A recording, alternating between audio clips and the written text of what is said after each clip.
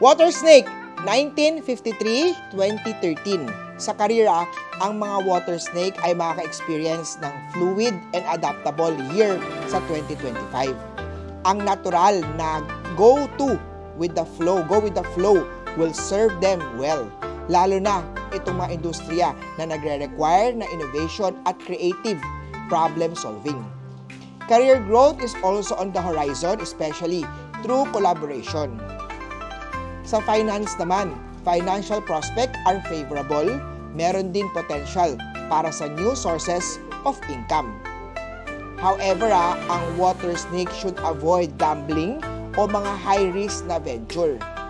Sa relationship ang water snake will find relationship smooth at fulfilling. Magkakaroon kayo ng bago o new romantic opportunity, lalo sa mga single. While those committed relationship naman will enjoy emotional stability. Sa kalusugan naman mag-focus na mag-maintain ng emotional balance dahil ang stress ay magli-lead sa fatigue at burnout. Samahan ng relaxation techniques tulad ng meditation para makatulong to keep your energy level balanced. Overall, ang 2025 being the year of the wood snake will generally favor lahat ng mga snake elements. Pero bawat sign ay may unique na challenges. Ang balance ng personal well-being as sa career, sa relationship matter will help ensure a prosperous year. Sa 2025, the year of the wood snake, ang mga pinanganak ng snake zodiac ay magdadala o mag-expect ng paghahalo ng mga challenges at opportunities na kailangan sa kanilang career.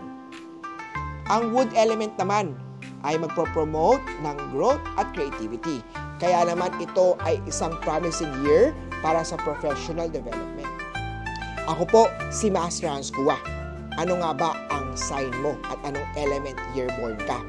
Personal na mag-astrology kay Master Hans Kua, i-text nyo po ako sa 0922-829-0382.